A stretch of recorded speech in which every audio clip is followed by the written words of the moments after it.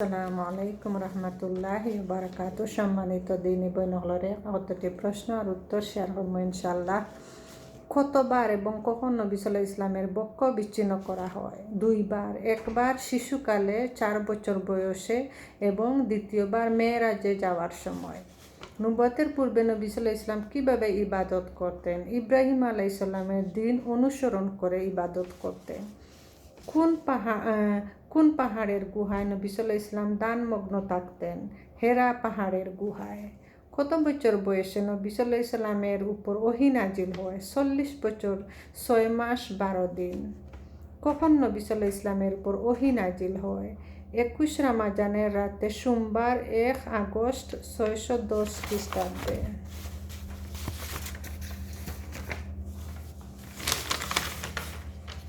কোন নবী সর্বপ্রথম জ্ঞান শিক্ষার জন্য সফর করেন এবং কার কাছে? মুসা আলাইহিস সালাম খিজির আলাইহিস সালামের কাছে।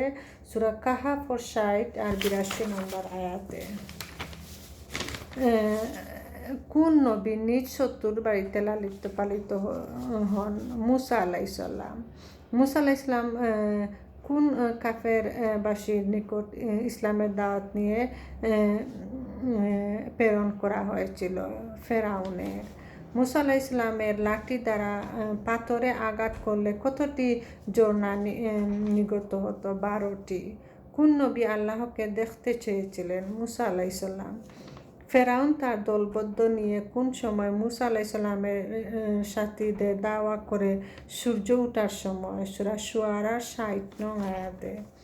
ফেরাউনের তার দলবদ্ধ নিয়ে মুসা আলাইহিস সালাম ও তার সাথীদের দাওয়া করে আসেন। লোকেরা বলেছিল, আমরা তো ধরা পড়ে গেলাম। তখন মুসা আলাইহিস সালাম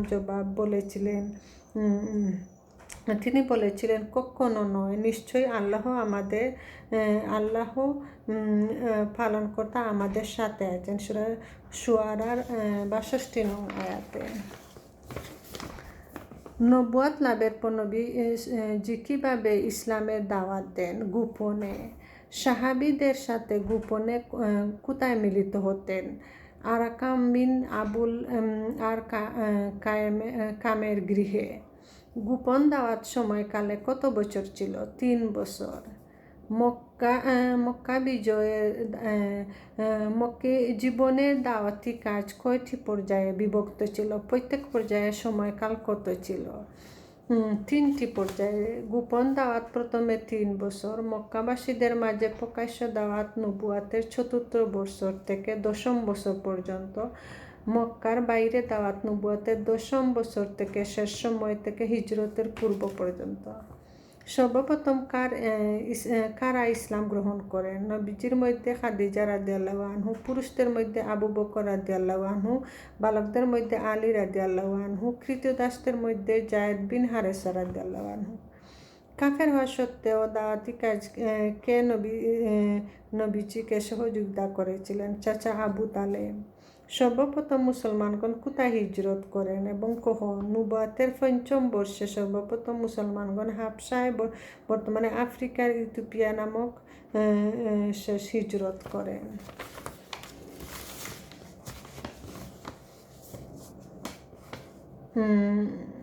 কোন কাফের নবী সাল্লাল্লাহু আলাইহি ইসলামকে সবচেয়ে বেশি কষ্ট দিয়েছিল? আবু লাহাব, আবু জাহেল, উকবা বিন আবি মুয়াইত, উতবা, শায়বা, উমাইয়া বিন খালফ।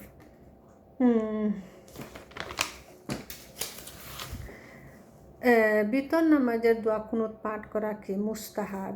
ইমামের খুতবা চলা অবস্থায় কেউ মসজিদে প্রবেশ করলে কি করবে? 2 রাকাত নামাজ পড়ে বসবে।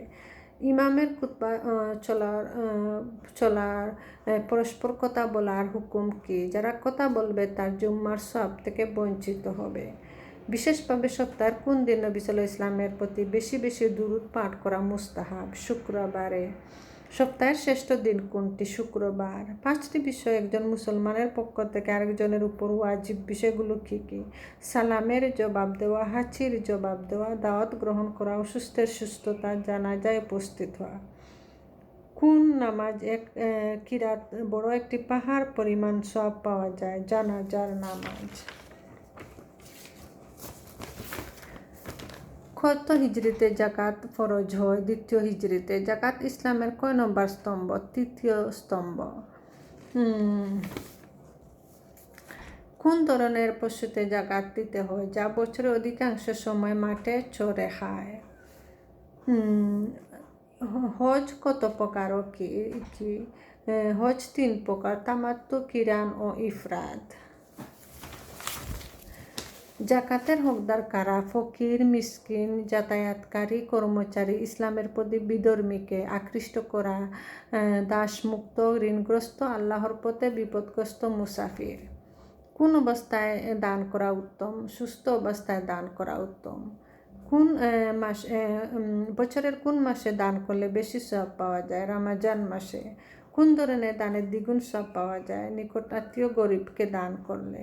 কত হিজরিতে সিয়াম ফরজ হয়? দ্বিতীয় হিজরিতে।